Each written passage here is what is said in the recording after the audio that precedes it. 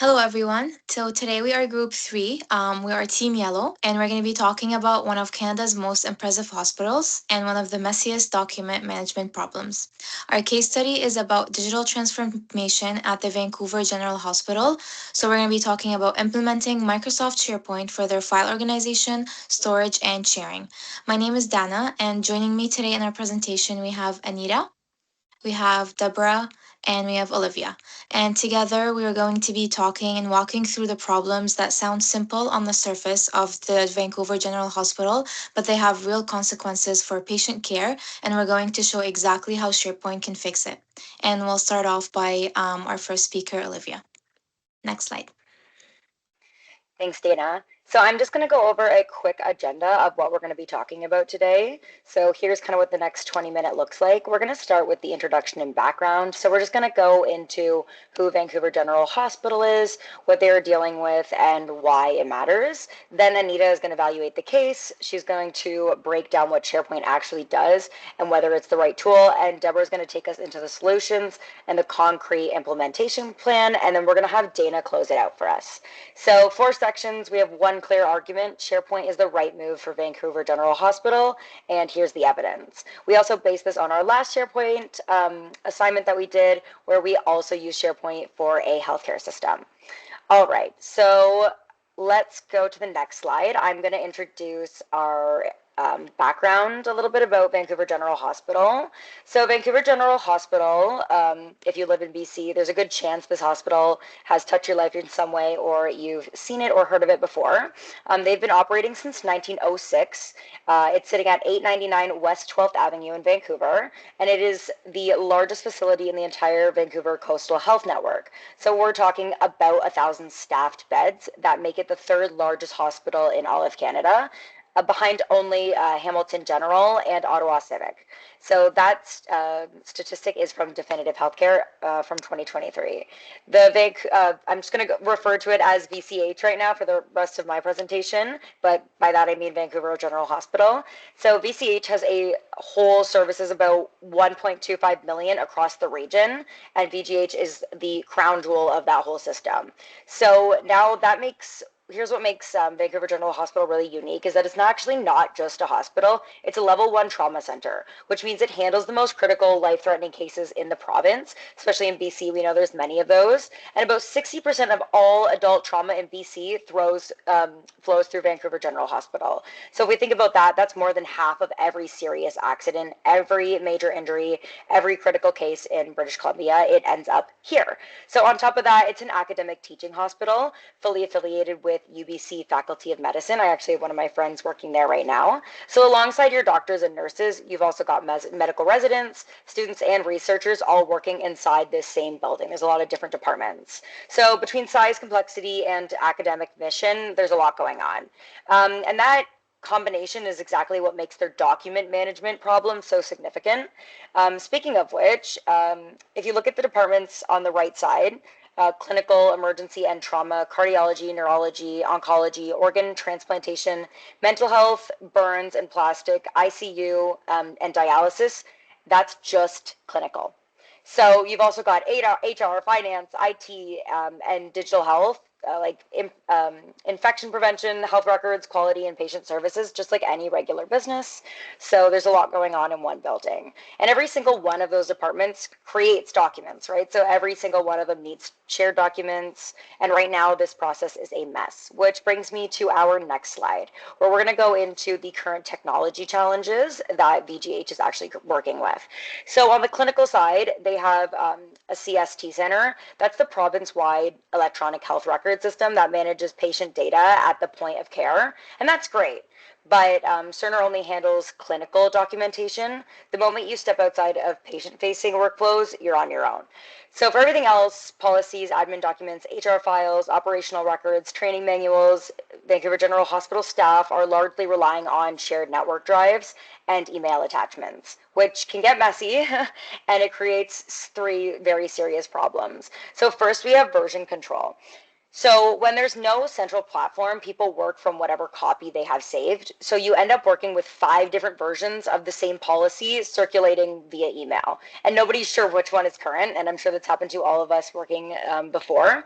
TechTarget documented this issue in 2025. It's not just unique to Vancouver General Hospital, but in a hospital, working from an outdated infection control protocol isn't just inefficient, it could actually end up being dangerous. Second, remote access. So network drives live on premises. If you're not plugged into the hospital network, you can't get the files. COVID made this painfully obvious. Healthcare workers suddenly needed to access administrative documents from home, and the infrastructure just wasn't there.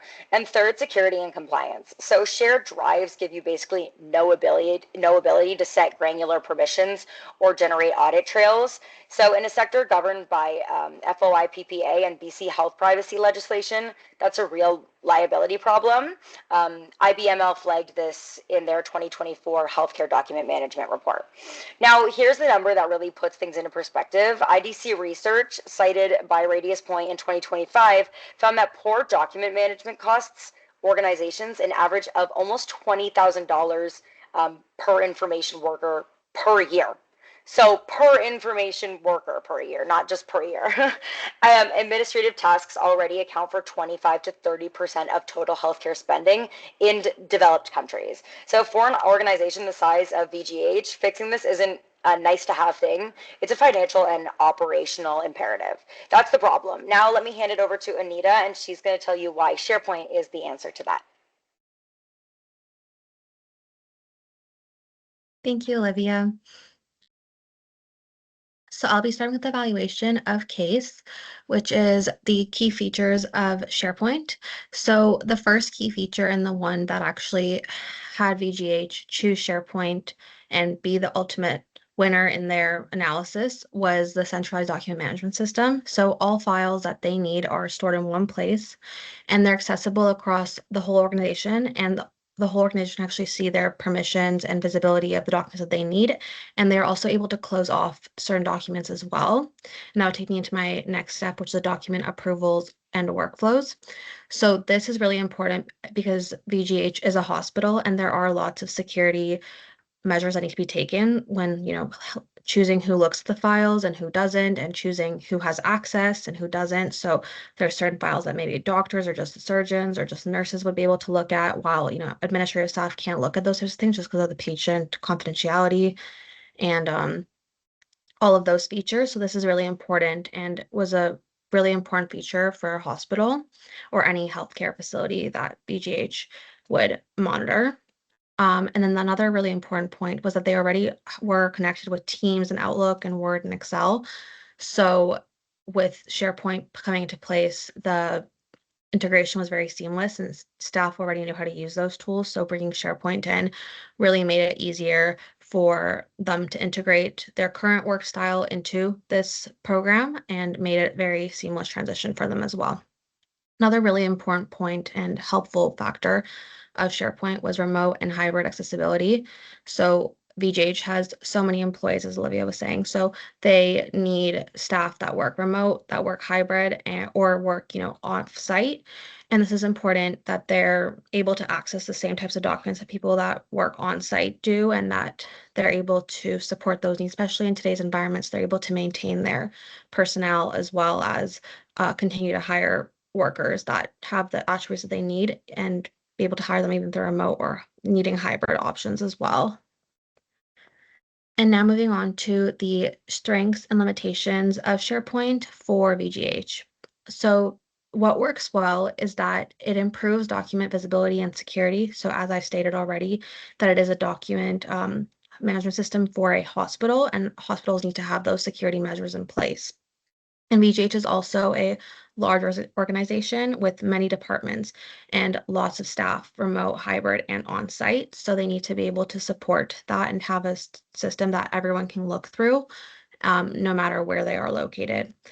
And then another really important point is that they're able to integrate well with their tools that they already have in place, Teams, Outlook, the Excel format. So they're able to just take from there and easily migrate that into the SharePoint. And the permissions for each file or for each tab in the SharePoint, they're able to protect people that shouldn't be seeing that type of information, and they're able to, block those requests, or users are able to also approve and review requests as well.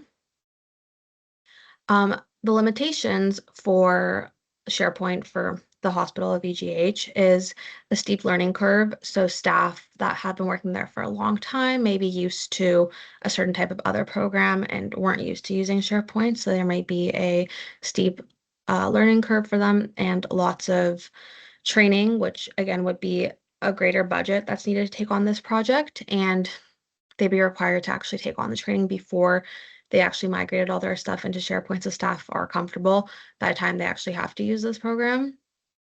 Another thing that's probably going to be a little bit of a limitation is that there will be a greater IT workload. So they may have to take on extra staff in IT, have staff kind of on site more at the hospital for IT, and this will be kind of their responsibility. So they're going to be monitoring platform maintenance, access management, and also governing um, all the folders at all times. So ensuring that, if a person has something that's public, they need to make sure that they're kind of able to secure that and that the files always need permission to be granted before opening for any user. Otherwise, there may be issues as it is a hospital. And moving on to the last point and why ultimately VGH should have chosen SharePoint, had chosen SharePoint. So the first feature was that it was easy to use. It does have a moderate learning curve for SharePoint. However, overall, the benefits outweighed the learning curve for them. Google Drive, on the other hand, is quite easy to learn and much more user-friendly. However, it doesn't have the same types of security controls. So as you can see that SharePoint has the granular role-based permissions, while Google Drive has very basic sharing controls. So you can share, but again, it's easier for the information to get out.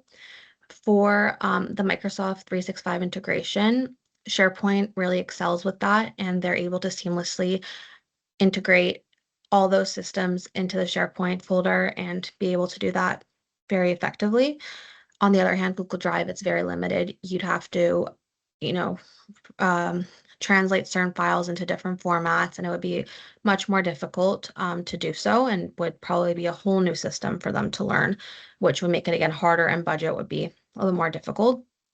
And then enterprise compliance, they have already built in HIPAA and FOPA tools, and these are really important for the hospital to know and to have into their place. While Google Drive, it does require third-party add-ons. So that was, I think, one of the biggest kind of indicators as to why they chose SharePoint, as well as large organization.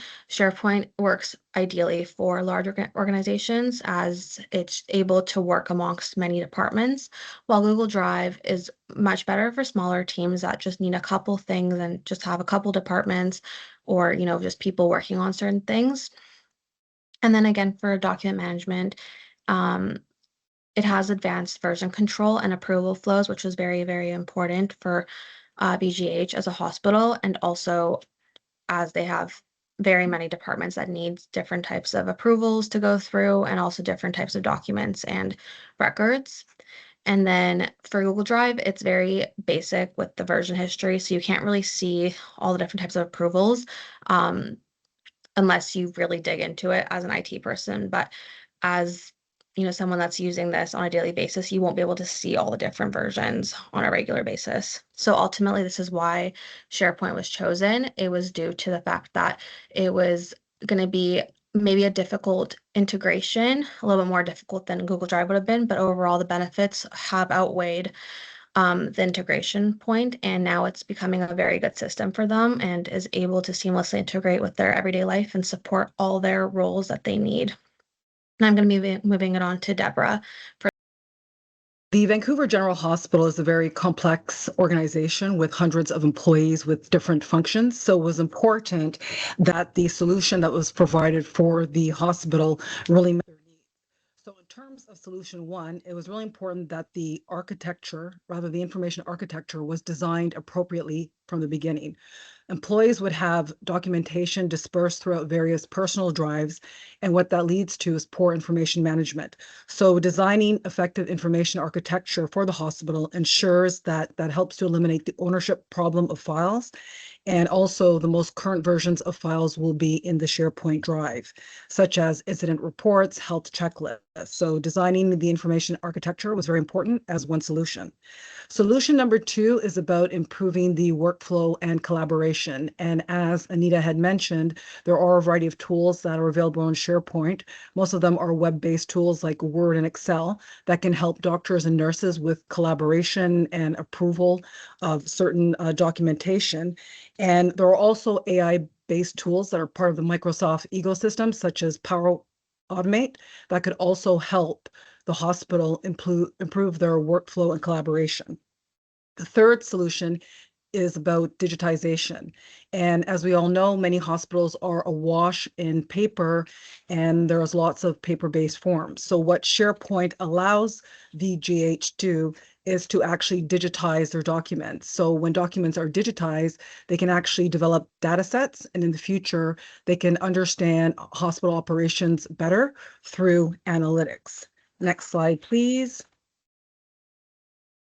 Another solution for VGH would be the development of a policy portal using SharePoint tools. And hospitals have many policies, procedures, and having a policy portal would centralize all of their policies and documentation through a SharePoint drive, which would obviously improve hospital efficiency and improve operations. The fifth solution would be in regards to the security and compliance tools that are available with SharePoint. So Microsoft generally has very robust security and compliance tools that actually align with some of the provincial and federal legislation that the hospital would have to be in compliance with. So that is definitely one of the solutions, ensuring that the enterprise account definitely has the security and compliance tools. So in terms of the 5 key recommendations, can I have the next slide, please? So there are a number of recommendations that we would recommend for the Vancouver hospitals. And the first one is, I'm sorry, Anita, can you go back to the previous slide? So the first one is that we would recommend the Microsoft Cloud for Healthcare enterprise account. So Microsoft has a variety of business accounts, but it's really important that the VGH hospital has an enterprise account that has SharePoint as well as OneDrive, so the hospital has the ability to scale up. The second thing that we would recommend is for them to incorporate some type of change management model in the hospital. This, on the surface, it may seem to be a simple project, but it's actually a complex project, and having a change management system would really help. So we would recommend having Cotter's 8-step change management model. The third recommendation is to have a phased rollout strategy. The fourth would be to have a training plan. And then the fifth recommendation would be to have a migration strategy. Next slide, please. And I'm just going to drill down a little bit further in terms of recommendation 3, 4, and 5. So for the phased rollout strategy, we would recommend that this occurs in 3 phases. And the first phase would be a foundational phase. And what would happen in this phase is that the IT department, in conjunction with senior management, would actually work on designing the information architecture. So what works for each of the departments. So the department heads, maybe for pediatrics, for geriatrics, would really sit down and think about what their information architecture would look like for their department. During phase 1, a pilot program would be starting to be developed, like which unit would be potentially the unit that they could start with to roll out SharePoint. And then also implementing Cotter's 8-step model is chosen. So one of the things that, I won't go through all the steps, but one of the key things is to create a sense of urgency, which is step 1. And step 2 is to start developing some champions. So in each of the hospital's departments, champions for the SharePoint project would be identified so that they could really keep on top of the project and really encourage staff members to be on board with the project. So in phase 2, the pilot program phase, this would be between months 4 to 6, and the foundational phase would be months 1 to 3. In the pilot program phase, it would be about choosing a unit, and in this case, it would be the pediatric nursing unit, and it would be about staff who were in this pilot program giving feedback to the team in terms of what worked for them in terms of the SharePoint implementation. Phase 3 would involve a hospital-wide implementation. So once the learnings and the feedback was taken from the pilot program, then SharePoint would be implemented throughout the hospital. So that's in terms of the rollout strategy. In terms of the training plan, it would mirror the rollout strategy. So in the foundational phase in months 1 to 3, all staff throughout the hospital would just get some training in terms of what SharePoint is, the basic knowledge about SharePoint so that they would understand when they have more in-depth training, and then they would be kept in contact and they would understand more about the actual project plan. So that would be the foundational phase. In the pilot program phase with the pediatric unit, what would happen there is that the staff who were involved in that pilot program, they would receive more in-depth training so that they could actually understand how SharePoint works for their unit. And then the third phase, it would be the hospital-wide implementation, which would be months 6 to 12. So again, all staff would be involved in SharePoint training after the learnings from the pilot program were taken into account. And staff would give feedback through online forums, through in-person sessions, as well as, maybe one-to-ones with IT. In terms of the migration strategy, again, it would be in 3 phases and it would somewhat mirror the other 2 phases. So before the project could even begin, there'd have to be some type of pre-migration activities, which would involve content analysis by each of the departments. So the department heads, in conjunction with their staff, would have a look at their current file folders and files online to see exactly what is needed, what can be cleaned up, what can be deleted. And that's a very, very important thing to do before a SharePoint migration occurs. And it really is about cleaning up those files. In phase 2, it would be about the information architecture mapping. So things like analyzing workflows, looking at the shared drives, the folder development, and naming conventions. So you want to get your doctors and your nurses very much involved because people have different names for different things, and you want to make sure that throughout the hospital, there is some type of naming convention. For example, some people call a performance review a performance appraisal, a performance evaluation. So you really want to make sure, especially when it comes to doctors, nurses, and any clinical staff, that naming conventions are consistent and standardized throughout the hospital. And then in phase 3, it would be about actually the migration to SharePoint. So this would involve with IT configuring SharePoint files and also migrating the actual files into the SharePoint as well. So those are the 3 phases in terms of the migration strategy. And now I would like to pass it back to Dana. Thank you, Deborah, and thank you, Olivia and Anita as well. So together, right now, we've built a strong case for the digital transformation at the Vancouver General Hospital. So let's bring it all back together. We know what the problem is, and it's clear.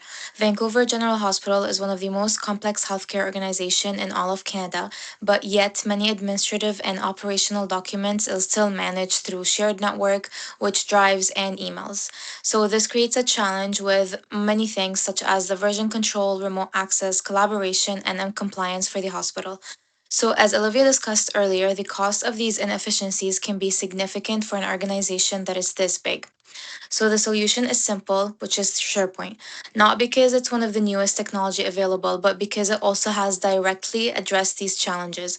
SharePoint also provides centralized document storage, real-time collaboration, and security remote access, role-based permissions, and strong compliance controls. And within all of these, it's all in one single platform, so it's easy to access. The people and the process benefits are just as important as the technology itself. So when employees spend less time searching for documents, managing duplicate files, or tracking down the correct version of the document that they're looking for, they can focus on more meaningful work, which is their patients. So communication improves across departments, administrative works burdens are reduced, and the staff can dedicate more attention to supporting the patient care. So the strategic case is equally compelling. Implementing SharePoint is not simply just a technology upgrade, it's more of a long term investment in operational efficiency, improvement, governance, compliance, and VGH's ability to continue growing as a digitally enabled healthcare organization.